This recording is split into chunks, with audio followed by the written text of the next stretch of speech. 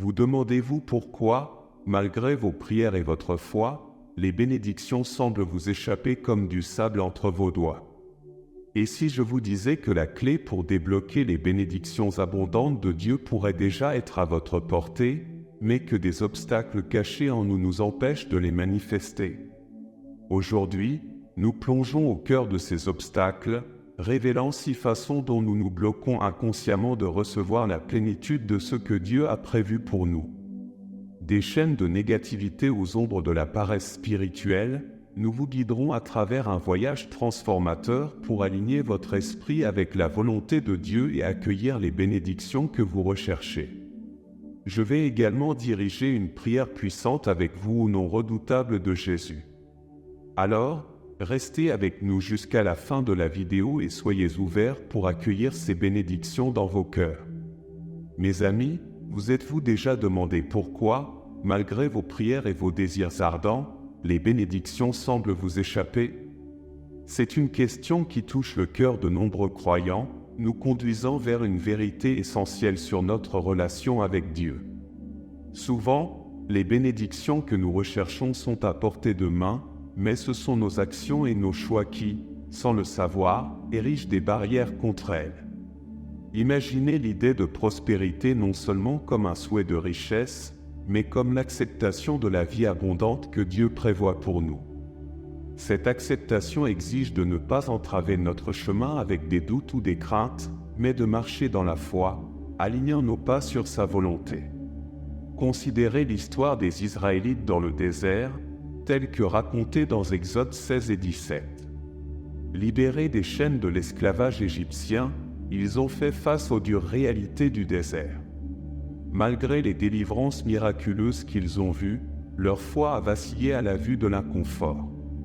Le manque de nourriture familière et de sources d'eau a tourné leur plainte contre Moïse, aspirant à la prévisibilité de leur servitude plutôt qu'à l'incertitude de la liberté. Leur plainte n'était pas seulement un mécontentement, elle reflétait clairement un manque de foi en la provision de Dieu. Ils avaient vu la mer Rouge se diviser, mais doutaient que Dieu puisse étancher leur soif et leur faim. Ce récit est un exemple de la manière dont les gens, y compris les croyants modernes, peuvent fléchir dans la foi face à l'inconnu, oubliant celui qui nous guide à travers les déserts pour nous conduire vers des terres promises. Le cœur de leur histoire, et d'une autre, repose sur le contrôle, ou, plus précisément, sur notre abandon de celui-ci. En luttant pour les bénédictions, il est naturel pour l'homme de s'accrocher fermement à ses désirs, croyant que nos efforts et nos plans les feront aboutir. Cependant, cette mentalité peut nous faire manquer la richesse de la vie que Dieu a prévue pour nous. Renoncer au contrôle ne signifie pas abandonner la responsabilité ou cesser d'agir.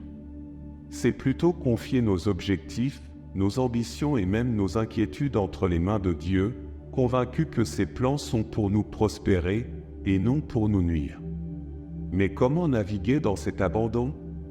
Cela commence par la foi, une confiance en Dieu aussi sûre dans le désert que dans la terre ruisselante de lait et de miel. Une foi qui ne faiblit pas lorsque le familier est enlevé ou lorsque le chemin à venir semble redoutable. C'est dans ces moments d'incertitude que notre foi est mise à l'épreuve, mais aussi là où elle a le plus grand potentiel de croissance. Penchons-nous maintenant sur 6 obstacles potentiels qui pourraient vous empêcher de bénéficier des bénédictions de Dieu. Pour tirer le meilleur parti des bénédictions auxquelles vous avez droit, réfléchissez attentivement à ce que vous pouvez améliorer. Numéro 1. Négativité et plainte. Dans la quête d'une vie remplie des bénédictions de Dieu, il est vital de reconnaître les barrières que nous pourrions construire inconsciemment. Parfois, il peut être facile de sous-estimer l'impact de nos paroles et de nos attitudes sur notre cheminement spirituel et sur l'environnement qui nous entoure. La négativité, en effet, est contagieuse.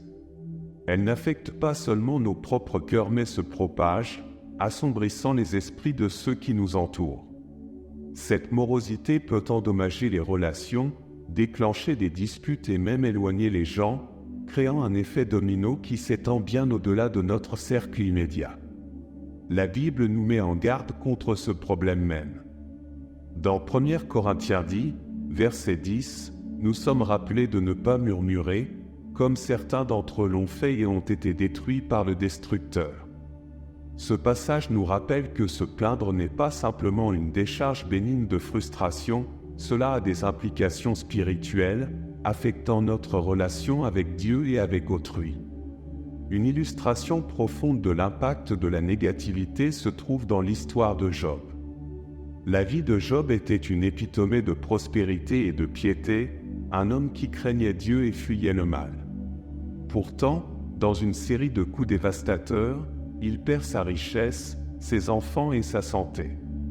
Malgré ces pertes inimaginables, la première réponse de Job est une foi incroyable. Il reconnaît la souveraineté de Dieu dans le don et le retrait, bénissant le nom de Dieu au milieu de sa souffrance. Cependant, à mesure que son histoire se déroule, l'arrivée des amis de Job marque un tournant. Ils viennent avec l'intention de réconforter, mais leurs paroles se transforment bientôt en négativité et en blâme, suggérant que la souffrance de Job doit être une punition pour le péché. Leurs questionnements constants et leurs perspectives doutables plantent des graines de doute dans le cœur de Job, le conduisant à remettre en question la justice de Dieu et son intégrité. Ce changement dans la réponse de Job illustre comment la négativité externe peut influencer la foi, provoquant frustration et questions qui n'étaient pas initialement présentes. Imaginez alors le pouvoir de nos paroles et l'atmosphère qu'elles créent. Combien de fois avons-nous, comme les amis de Job, contribué à un climat de doute et de négativité, non seulement dans nos vies mais aussi dans celles qui nous entourent? L'histoire de Job nous enseigne non seulement sur la résilience de la foi face à la souffrance, mais aussi sur l'impact des mots que nous choisissons de partager dans ces moments-là. Cela nous incite à réfléchir à nos propres schémas de discours et de pensée. Cultivons-nous un environnement où la foi peut s'épanouir, ou semons-nous involontairement des graines de doute et de négativité? Le chemin vers l'embrassement plein des bénédictions de Dieu implique d'examiner non seulement nos actions mais aussi nos attitudes. Renoncer à la négativité et aux plaintes est plus qu'un acte d'amélioration de soi, c'est une discipline spirituelle. Il s'agit d'aligner nos cœurs et nos bouches avec la foi que nous professons, de choisir de parler de vie même dans des situations où le désespoir semble plus justifiable. Cela ne signifie pas ignorer la réalité de nos luttes, mais choisir de se concentrer sur la présence et la promesse de Dieu au milieu d'elles. Numéro 2, comparaison et jalousie. Ces émotions, bien souvent négligées comme inoffensives, ont le pouvoir de nous détourner de nos destins donnés par Dieu. Lorsque nous fixons notre regard sur ce que possèdent les autres, nos propres objectifs et aspirations deviennent flous, nous laissant immobiles, incapables de poursuivre le chemin unique qui nous est tracé. Ecclésiaste 5, verset 10, aborde ce thème, nous rappelant que celui qui aime l'argent ne sera jamais rassasié d'argent et celui qui aime les richesses ne le sera pas du revenu. Gardez à l'esprit que la sagesse contenue dans ce verset va au-delà de la richesse matérielle pour s'appliquer à tous les aspects de la vie où la comparaison et la jalousie trouvent un terreau fertile. Le désir de ce que possèdent les autres, que ce soit le statut, les relations ou les talents, nous laisse constamment insatisfaits, poursuivant toujours le vent. L'histoire de Joseph et de ses frères dans la Genèse 37 montre les effets corrosifs de la jalousie. Joseph, le fils favori de Jacob, devient le catalyseur de la jalousie de ses frères en raison de ses rêves et de la tunique spéciale que leur a donnée leur père. L'envie de ses frères n'était pas simplement une émotion passagère mais une rançure bouillonnante qui a conduit à comploter la chute de Joseph. Leur comparaison de l'affection de leur père et des rêves de Joseph à leur propre manque perçu les a entraînés sur un chemin sombre de trahison. Ils ont comploté contre Joseph, le jetant dans une fosse et le vendant plus tard comme esclave. Cet acte de cruauté était le point culminant d'une jalousie incontrôlée, un rappel de comment la comparaison peut escalader vers des actions que nous n'aurions jamais envisagées possibles. L'incapacité des frères à se réjouir des rêves de Joseph, à voir au-delà de leurs propres désirs, a mis en marche une série d'événements qui ont changé le cours de l'histoire de leur famille. Pourtant, l'histoire de Joseph ne se termine pas dans le désespoir. Elle se déroule pour révéler la providence de Dieu et le déploiement d'un plan plus grand qui n'aurait pas pu être prévu au moment de la trahison de Joseph. Ce récit nous invite à méditer sur les bénédictions invisibles qui se trouvent au-delà de notre compréhension ou de nos désirs actuels. Il nous met au défi de faire confiance au plan de Dieu pour nous, sans succomber à la tentation de comparer notre parcours à celui des autres. Combien de fois avons-nous, comme les frères de Joseph, eu l'impression d'être éclipsés ou négligés, permettant à ces sentiments de dicter nos actions? La vérité est que la comparaison et la jalousie non seulement nuisent à nos relations avec les autres, mais aussi à notre relation avec Dieu. Elles signalent un manque de foi dans sa provision et dans son timing, suggérant subtilement que nous savons mieux que le Créateur ce dont nous avons besoin pour être comblés. Se libérer des chaînes de la comparaison nécessite un changement délibéré de focus de ce que les autres ont à ce que Dieu accomplit en et à travers nous. Cela signifie que nous devons embrasser la gratitude pour nos propres bénédictions et croire que les plans de Dieu pour nous sont spécialement adaptés à nos forces, nos faiblesses et nos expériences. Imaginez la paix et la liberté qui découlent du fait de ne plus ressentir le besoin de comparer, choisissant plutôt de célébrer les succès des autres comme s'ils étaient les nôtres. En plus d'éviter les sentiments négatifs, lorsque nous le faisons, nous cultivons également activement un cœur de gratitude et de contentement, reconnaissant que notre valeur et notre dignité sont déterminées par l'amour et le dessein de Dieu pour nous. Numéro 3, la paresse spirituelle. Cette forme de paresse ne concerne pas seulement la négligence de nos pratiques spirituelles personnelles, mais s'étend également à manquer d'opportunités de servir les autres. Notre foi, après tout, n'est pas censée être un aspect passif de notre vie mais une force dynamique qui nous pousse à utiliser nos dons et nos talents au service de ceux qui nous entourent. Proverbe dit, verset 4, offre une sagesse sur ce sujet en disant que les mains paresseuses mènent à la pauvreté, mais les mains diligentes enrichissent. Bien que ce proverbe parle du domaine physique du travail et de la diligence, ses implications spirituelles sont profondes. La paresse spirituelle mène à une pauvreté de l'âme, où les richesses des bénédictions de Dieu, destinées à être partagées par des actes d'amour et de compassion, restent inexploitées. La parabole du bon Samaritain dans Luc 10, versets 25 à 37, offre une belle illustration de ce principe.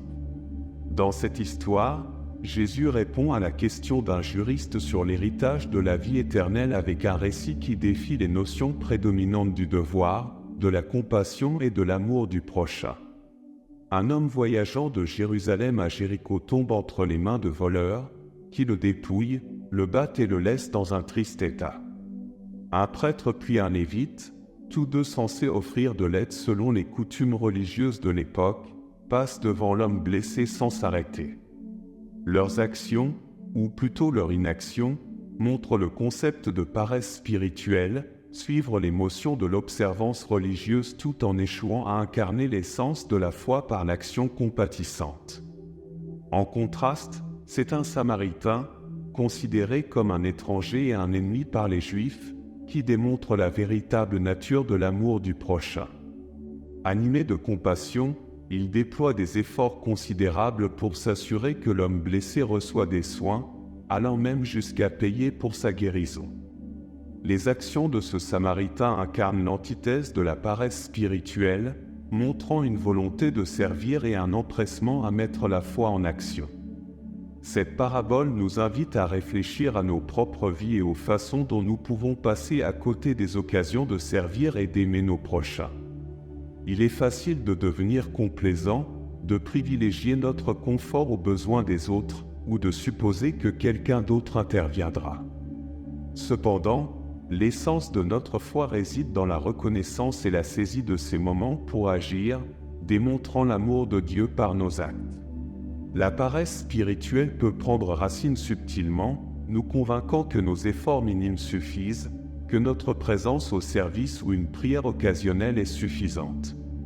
Mais la foi nous appelle à plus, elle nous appelle à être des participants actifs dans l'œuvre de Dieu, à être des instruments de son amour et de sa compassion dans un monde désespérément besoin de l'un et de l'autre. Comment, alors, pouvons-nous nous réveiller de la complaisance spirituelle? Cela commence par une décision consciente de s'engager, de chercher et de répondre aux besoins qui nous entourent. Cela signifie demander à Dieu d'ouvrir nos yeux aux opportunités de service que nous pourrions autrement négliger. Ne serait-ce qu'un instant, imaginez l'impact si chacun de nous faisait même un petit pas hors de la paresse spirituelle et vers un service actif. Non seulement cela transformerait la vie de ceux que nous aidons, mais cela approfondirait également notre propre expérience de la foi, nous rapprochant du cœur de Dieu. Alors demandons-nous, où avons-nous été comme le prêtre ou le lévite, et comment pouvons-nous plutôt choisir d'être le bon samaritain dans notre vie quotidienne? Numéro 4. L'impatience et le manque de confiance dans le timing de Dieu. 2 Corinthiens 12, versets 9 à 10, aborde directement ce thème, nous rappelant que la grâce de Dieu nous suffit, car sa puissance s'accomplit dans la faiblesse. Ce passage nous encourage à trouver le contentement dans nos circonstances actuelles, en ayant confiance que les plans de Dieu pour nous se déroulent exactement comme ils devraient, même lorsque cela ne correspond pas à nos échéanciers ou attentes personnelles. L'histoire des Israélites et du veau d'or dans l'Exode 32 illustre les conséquences de l'impatience et du manque de confiance. Pendant que Moïse recevait les 10 commandements sur le mont Sinaï, un témoignage direct de l'alliance de Dieu avec son peuple, les Israélites devenaient impatients. Leur impatience n'était pas simplement une question de timing, c'était une méfiance fondamentale envers le leadership de Moïse et, par extension, envers la promesse de Dieu de les guider et de pourvoir à leurs besoins.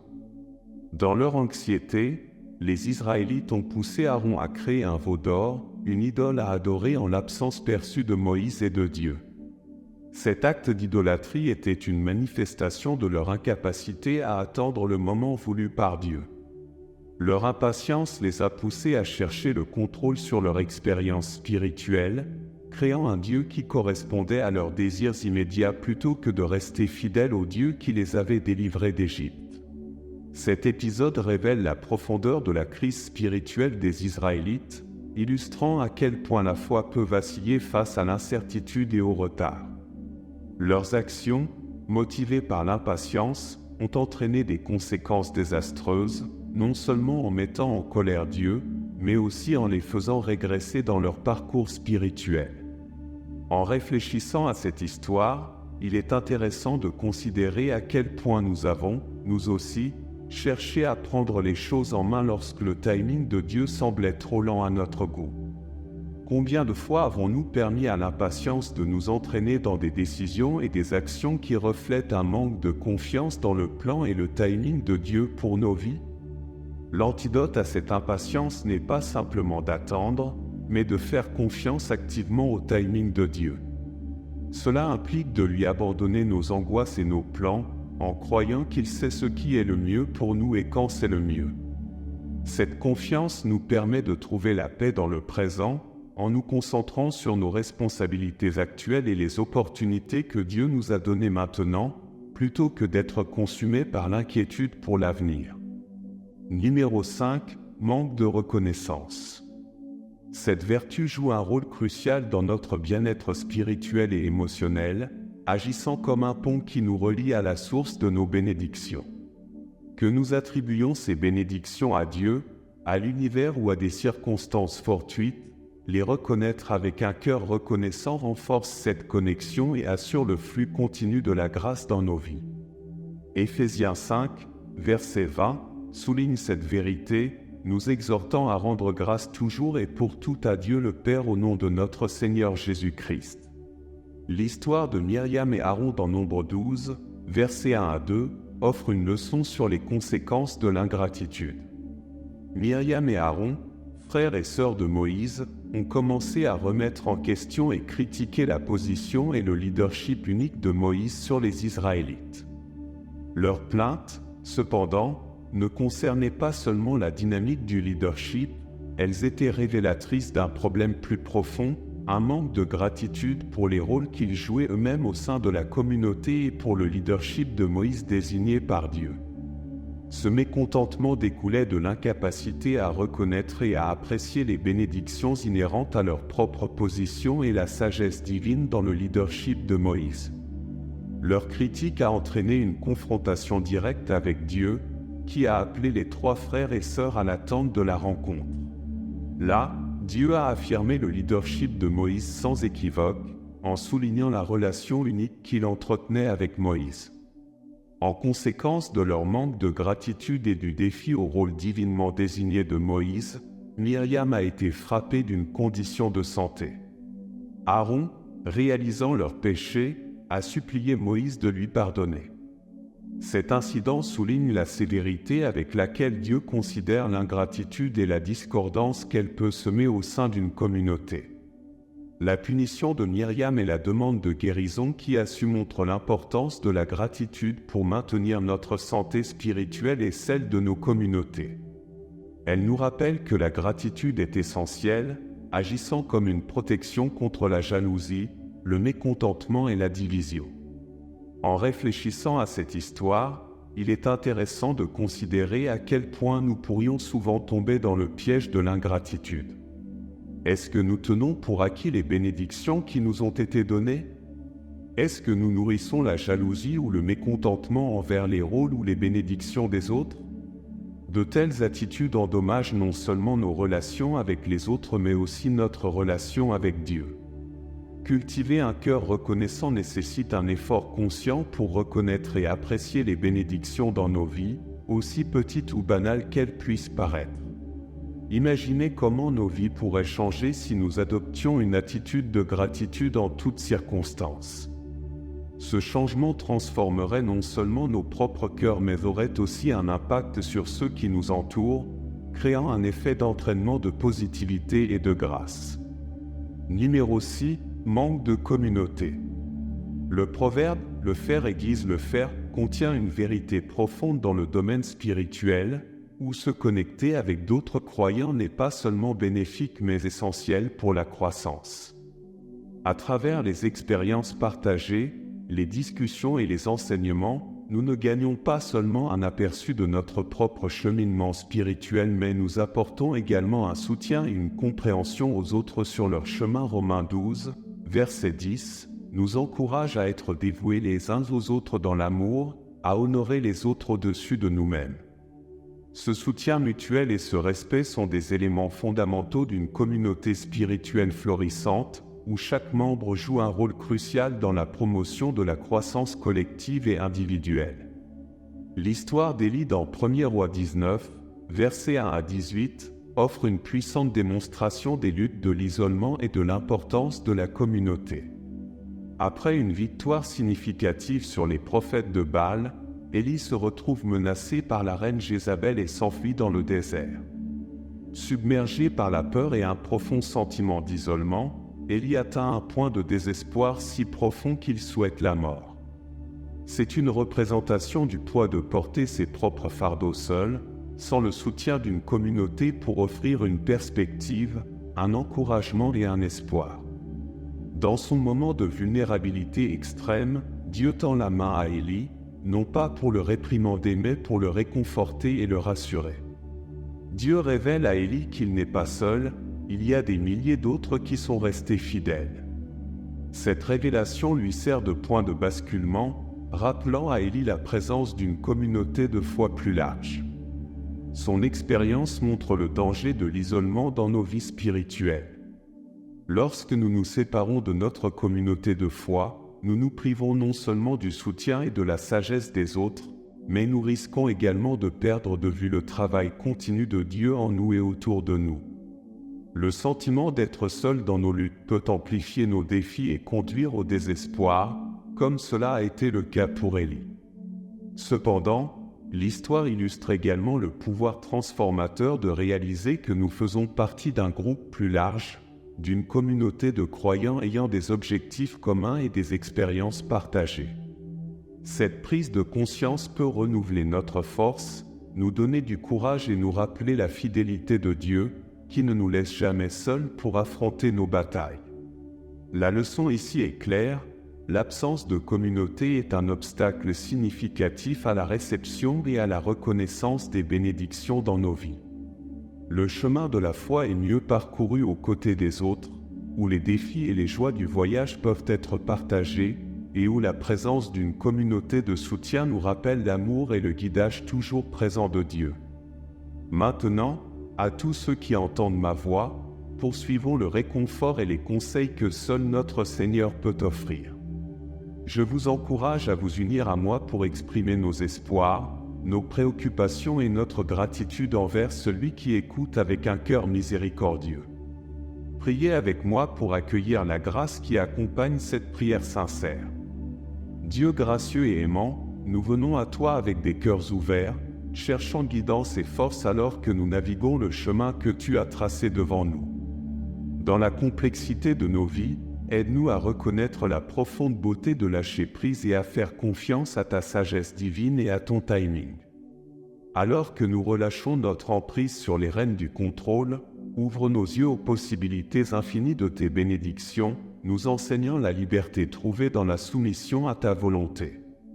Aide-nous à célébrer les dons que nous recevons avec joie, libres des ombres de l'envie ou du ressentiment.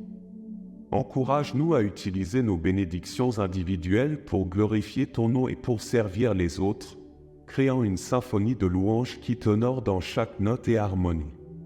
Fais croître en nous, Père, un cœur reconnaissant. Que nos cœurs non seulement reconnaissent mais débordent de gratitude pour chaque bénédiction, grande et petite, comprenant que chaque instant, chaque souffle et chaque battement de cœur est un témoignage de ton amour et de ta sollicitude pour nous. À chaque lever de soleil, dans le rire des amis et dans les moments tranquilles de ta présence, rappelle-nous ta main qui agit inlassablement dans nos vies. Guide-nous, Dieu Tout-Puissant, dans la culture d'une perspective positive qui transcende nos circonstances, nous permettant de voir ta grâce dans chaque situation. Dans les moments de joie et dans les épreuves, aide-nous à maintenir une perspective qui cherche ta lumière et ton amour.